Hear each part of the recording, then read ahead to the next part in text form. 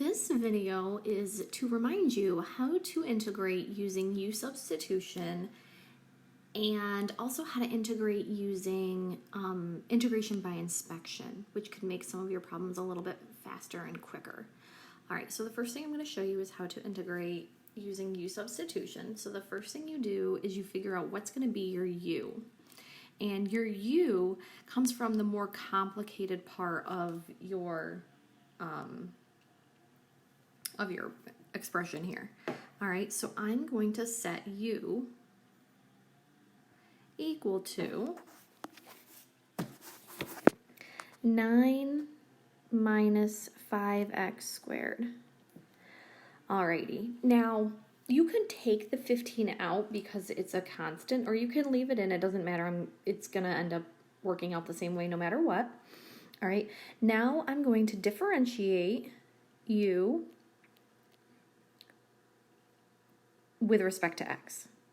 So I'm going to do the derivative here. All right, so 2 is going to drop down, and I have negative 10x. All right, now although du dx is notation, it is not,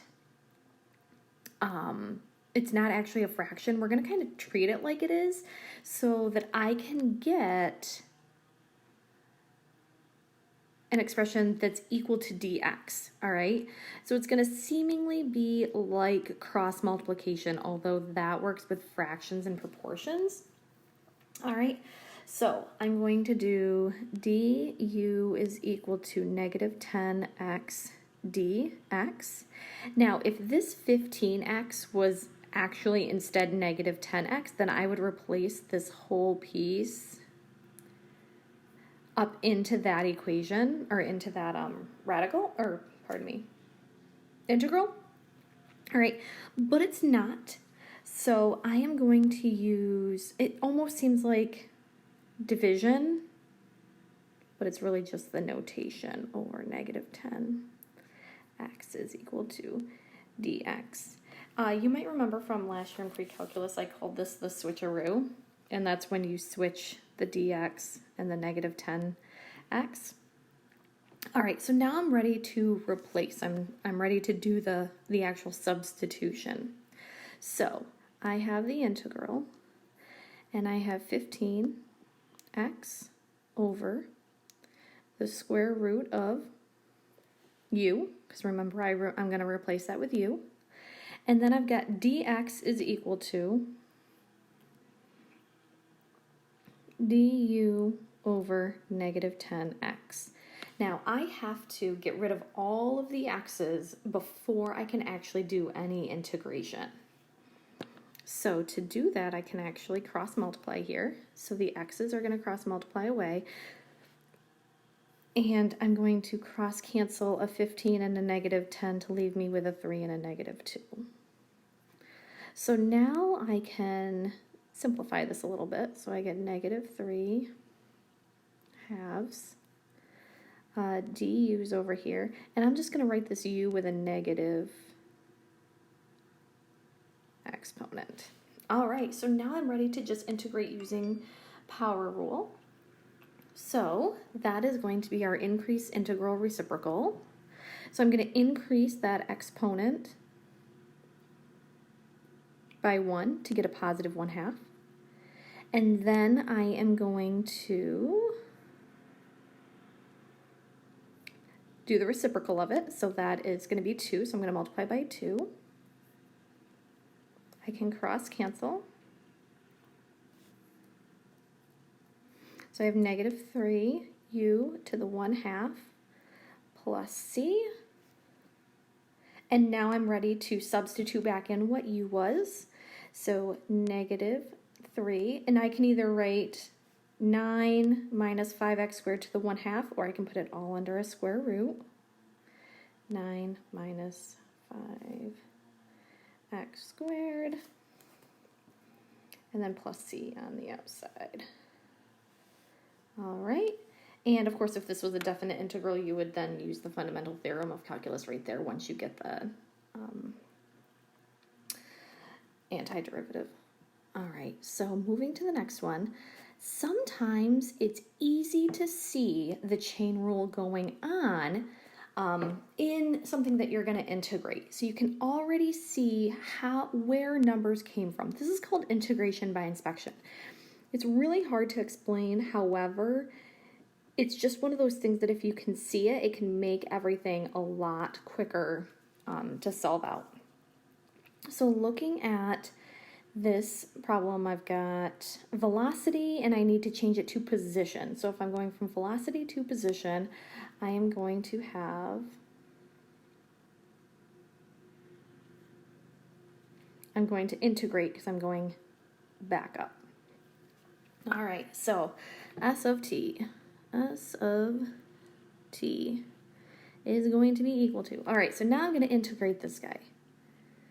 All right, so the first thing that we can look at is thinking about integrating that cosine. So what do I take the derivative of to get cosine? Sine.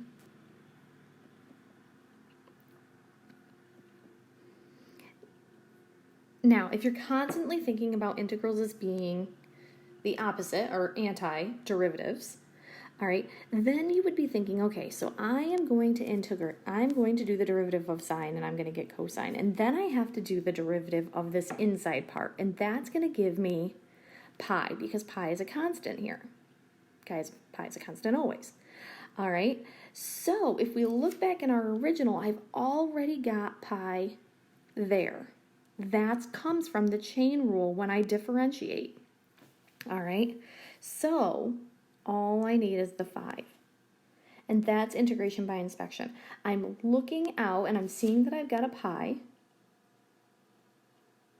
And I need to have a pi when I do the differential, so I'm all set. All right, then of course I've got a plus c, because for now, it's an indefinite integral. All right, so we're given a little bit of information. If the particle is at position x equals 5 at time equals 2, all right, this is going to help me find out what that c is. All right, I can't answer the actual question until I get the full position function. So S of t is going to be the position, so it's 5 at time 2. So pi times 2 plus c. All right, so solving my equation here, you might be switching this around in your head to think of sine of 2 pi. So sine of 2 pi is equal to 0. So here, my c is equal to 5. Perfect.